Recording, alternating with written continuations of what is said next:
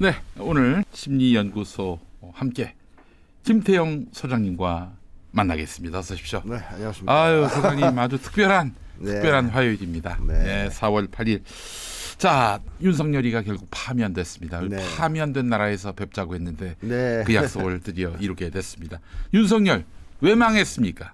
총평을 해주신다면. 뭐 사실 윤석열은 시작 전부터 따지자면 김건희한테 포획당한 순간부터 폭망의 운명에 처했다고 저는 예상합니다. 근데 생각합니다. 김건희 만나가지고 네. 사실 줄곧 잘 되는 것 같았어요. 뭐 그렇죠. 그냥 뭐 그 박영수 특검으로 화려하게 복귀를 해서 네. 중앙지검장, 검찰총장, 대선 후보, 대통령까지 네. 뭐 그래서 김건희는 영부인 정도가 아니라 국정 동반자다 이렇게 얘기하고 다녔다는 건데. 그렇죠. 예. 근데 김건희의 욕망은 끝이 없다는 사실을 윤석열은 몰랐죠. 아. 적당한 선에서 해먹고 멈췄으면 뭐 김건희 덕을 좀 봤다고 할 수 있을 텐데 예. 김건희의 욕심은 끝이 없기 때문에 야 검찰총장으로 되겠어? 대통령도 해야지. 이렇게 시킨 거고요. 그렇지. 대통령 되자 뭐 영선이 좀 해줘. 뭐 길 좀 휘게 해. 끊임없이 그러네요. 네, 괴롭혔잖아요. 윤석열을. 예. 윤석열은 결국 그거 충실히 뒷받침하다가 결국 개헌까지 하게 된 겁니다. 그런 점에서 본다면 사실 윤석열의 인생은 김건희한테 이 포획당하는 순간 끝났다 이렇게 얘기할 수 있고 윤석열이 대통령이 된 것은 다들 뭐 이제 알고 계시지만 뭐 실력이 있습니까? 능력이 있습니까? 전혀 없죠. 네, 뭐 국민을 위한 정치는 당연히 안 할 거라고 우리는 알고 있었지만 그냥 최소한의 어떤 정치인으로서의 실력, 능력은 있지 않을까 하는 착각을 하신 분들이 있지 않습니까? 그렇죠. 그 당시 왜 그러냐면 워낙 민주당 정권이 뭐 촛불혁명으로 탄생했음에도 불구하고 개혁 성과를 내지 못했기 때문에. 그럼요. 그게 너무 컸어요. 네, 국민들이 야 나 이번에 응징 투표할래. 민주당 너무 싫어. 이러면서 윤석열이 누군지 몰라도 찍은 경우가 많고요. 또 제가 이대남들하고도 많이 대화해 보면 그렇죠. 윤석열을 잘 알고 찍은 애들이 없어요. 그럼요. 알면은 이대남이 가장 싫어할 유형일 맞습니다. 텐데. 그러니까 모르고 그냥 찍은 거예요.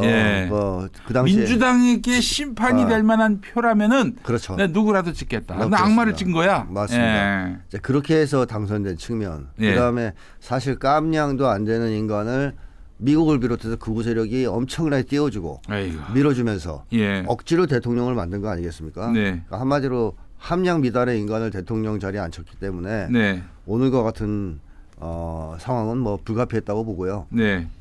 그다음에 윤석열 자체가 가진 또 그 권위주의적 성격이 있죠. 뭐 강한 힘을 믿고 힘으로 모든 걸 해결하려는 그 윤석열의 심리 이런 것도 오늘의 파국을 불러오는데 한몫을 힘이면 했다. 다 되고 그 또 얘기 들어보니까 정말 황당한 이야기인데 그 당시에 그 군인들이 결국에는 그 내란에 동조하지 않아 가지고 결국 우리가 평화롭게 이 내란범을 처단할 수 있게 된 건데 그때까지만 해도 그 윤석열은 군대는 명령만 내리면 무조건 따르는 집단인 줄 알았다는 거죠. 그렇죠. 불법이든 합법이든 간에 그렇습니다. 대통령 지시, 군 통수권자 지시면 무조건 따르는 걸로 알고 있었다고 하니. 윤석열의 인간관 자체가 그렇습니다. 어려서부터 윤석열은 힘 앞에 머리를 조아리면서 살아온 사람이고 힘으로 상대방을 굴복시켜온 사람이거든요. 이 과정에서 윤석열이 갖게 된 인간관 한마디로 요약하라면 매 앞에 장사 없다 아니겠습니까? 그러니까 힘으로 제압할 수 있는 게 인간이고 힘 앞에 저항할 수 있는 건 없다라는 믿음을 갖고 있기 때문에 윤석열은 군대가 명령을 거부하거나 또는 태업을 할 거라는 예상을 전혀 못했고 또 군대를 동원했을 때 국민들이 저항할 거라는 생각도 못했어요. 다 자기 같은 줄 아는 거예요. 사람들이. 그것이 윤석열의 또 중요한 패착입니다. 그래서 결국에는 윤석열은 망했다. 알겠습니다. 근데 윤석열이가요. 그 파면 선고 직전까지 직무 복귀를 확신했다고 합니다.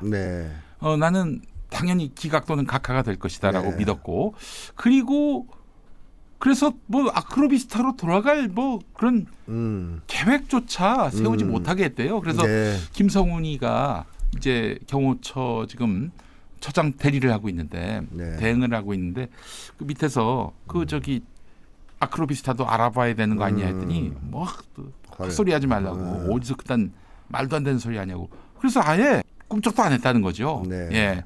근데 이게 보면은 박근혜도 뭐 5단 케이크를 준비했다는 거 아닙니까? 네. 밖에서 그 정말 유수의 헌법학자나 법률가들이 봤을 때는 거의 8대 빵인데 어떻게 이자들은 전혀 다른 4차원의 세계에서 그렇게 직무 복귀를 추정한 것인지 어떻게 그런 억측을 하다가 이렇게 마지막 우스운 꼬라지가 됐는지 네. 싶습니다. 윤석열에 일단 국한해서 말씀드리면 네. 윤석열은 김건희에게 가스라이팅을 당했다는 것을 이제 전 국민이 알고 있죠. 네.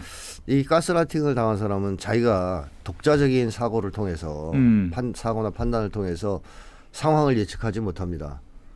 가스라이팅을 하는 사람에게 의존하죠. 그러니까 윤석열은 자기 머리로 뭘 분석해서 야 앞으로 이렇게 흘러갈 거니까 내가 이렇게 해야 되겠다. 예. 이렇게 살아온 사람이 아니라고 봐요. 저는 적어도 김건희한테 지배당한 다음부터는 예.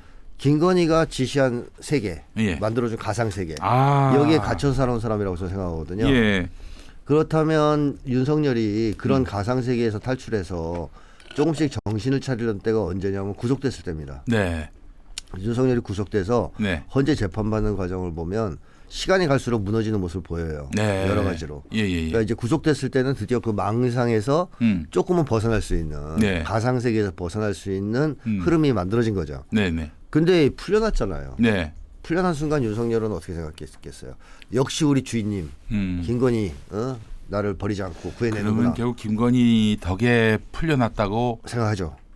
윤석열은. 뭐 자기가 잘해서 풀려났겠습니까? 그럼요. 네, 김건희가 빼준 거죠. 마은혁 이게 그럼 지금 김건희한테 뭐 어떻게 뭐 받아먹은 게 있나? 왜 이러지? 마은혁이 죄송합니다. 마은혁이 아니라 직위원. 아니, 죄송합니다. 마은혁 재판관님 죄송합니다. 아이고 제가 다시 좀 성이 흔하시면은 제가 이렇게 헷갈릴 일이 없는데 예. 직위원, 직위원이가 저기 누구야? 김건희한테 뭐 받아먹은 게 있나? 그렇든가 아니면 책 잡혀 있든가 어쨌든 뭐 있겠죠. 예. 그런 과정에서 풀려나면서 윤석열이가 역시 내 생각은 틀렸어. 나는 생각하면 안 돼. 이 우리 주인님께서 그려주신 세상이 맞는 거야. 나 구해준다고 하셨으니까 구해주시잖아. 네. 다시 망상이 시작되는 거죠. 결국에는 그러니까 자기가 직무 복귀할 거라는 믿음은 거기서 출발했다. 김건희에게서 받은 것이다. 즉 구속 취소가 결정적 분기점이었다. 사실 구속 취소로 인해서 우리 국민들 사이에서도 법리와 상식이 우리를 배반하는구나. 그렇죠. 결국에는 윤석열이가 돌아오는 거 아닌가? 이런 불안감에 잠 못 이루신 분들이 많았어요. 뒤집어 얘기하면 저쪽은 이제 이겼다. 이게 되는 거다. 뭐 이런 생각했을 수 있단 말이죠. 그래서 김건희도 뭐 막판까지 어쨌든 헌재에서의 기각이나 최소한 장기간의 연기를 요청했을 텐데 그런 데서 윤석열을 안심시켰을 거 아니에요. 내가 겁이 많으니까 성렬아 다 잘 될 거니까 넌 술이나 처먹고 있어 뭐 이런 식으로. 그렇지. 그럼 윤석열은 또 그거 굳게 믿고 걱정 안 하고 술만 먹고 있었을 거 아닙니까?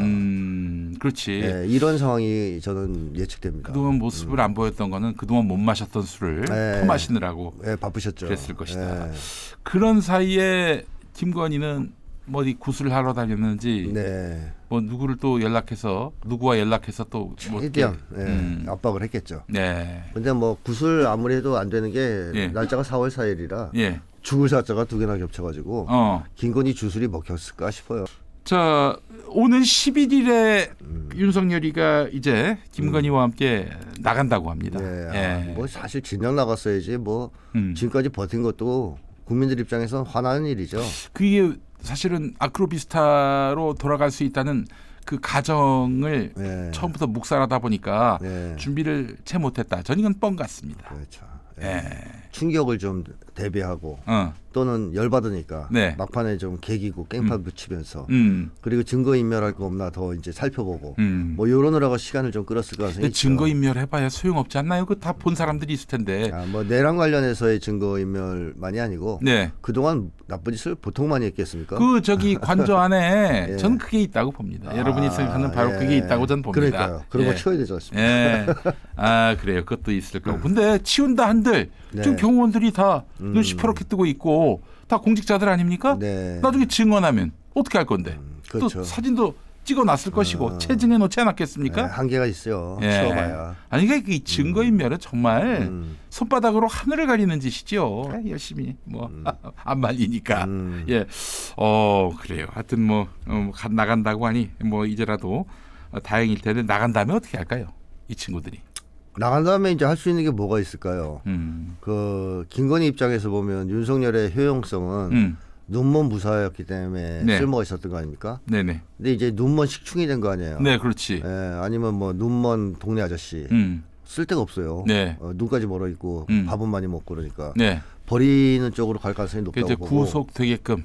그러니까 구속은 되겠죠. 근데 김건희 입장에서는 윤석열 봐줄 수 있는 여력이 없죠. 본인도 지금 저기 당장 칼날 위에 서 있는데. 그렇죠. 자기가 살아야 되는데. 네.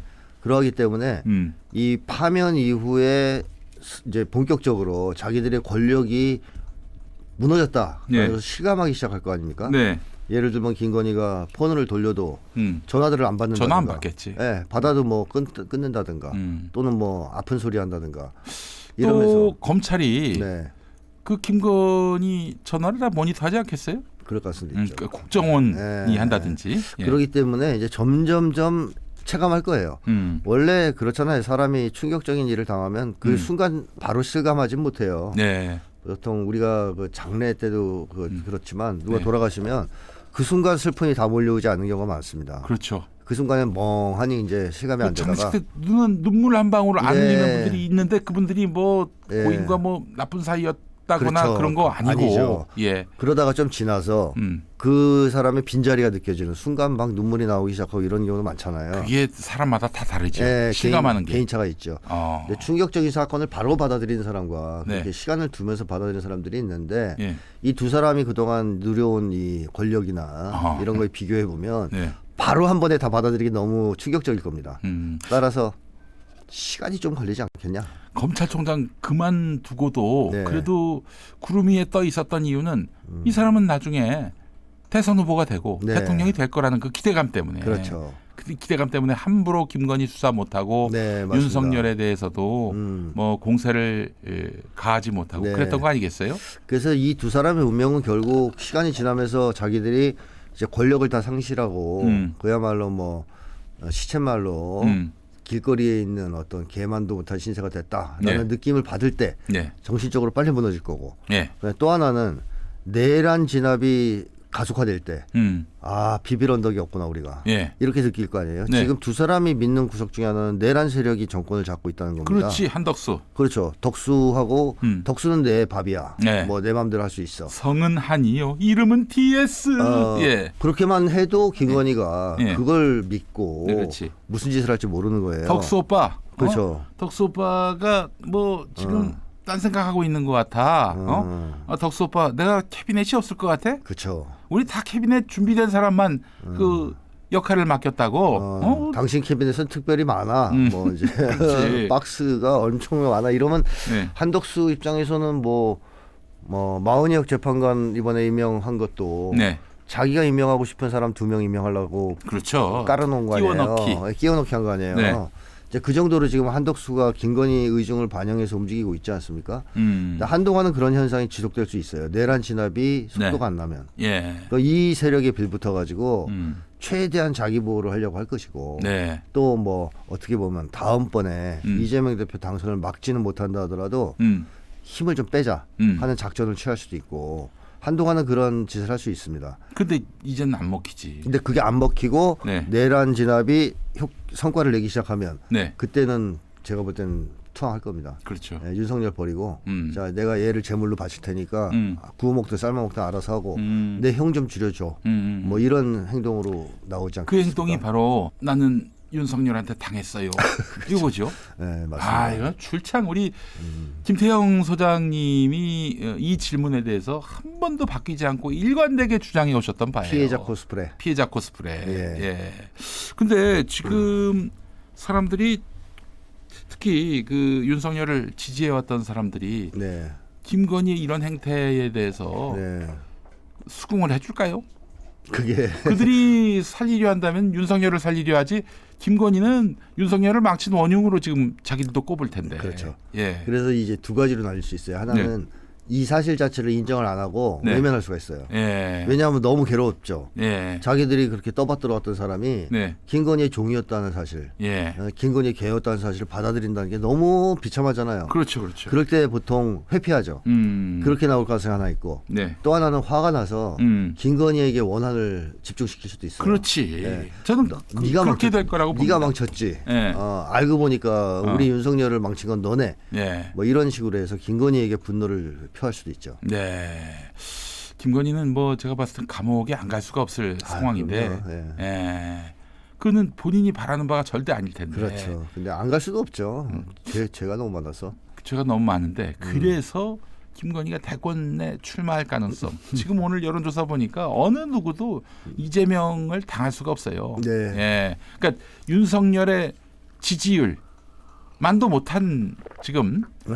지지율인데 네. 그럴 것 같으면은 윤석열의 지지율을 고스란히 다 안을 수 있는 김건희 내가 나가겠다. 실제로 용산 안에서 그런 논의도 있었다고 합니다. 어떻게 보십니까, 소장님? 나오면 뭐 그야말로 네. 코미디 아니겠습니까? 코미디죠. 예. 정말 엽기적인 사건이라고 생각되는데요. 그 국민의힘 관계자한테 얘기했더니 그런 얘기가 실제 있었는데 그렇게 되는 순간 이 당은 망한다고. 그래서 권영세 비대위원장 같은 사람은 네. 절대로 그것은 불가능한 일이다 이러면서 아예 그 싹을 자를 것이다 그런 얘기를 하더라고요. 당연하죠. 조금이라도 생각이 있는 사람들은 생각만 해도 웃기지 않습니까? 웃겨요. 김건희가 나와서 유세하는 모습 생각해 보십시오. 네. 얼마나 황당합니까? 이재명 대표하고 토론할 때 뭐라 그러겠어요. 네. 오빠 좀 살살해 뭐 이런 거. 아이고 국민들이 그거 보면 충격 엄청 받지 않겠어요?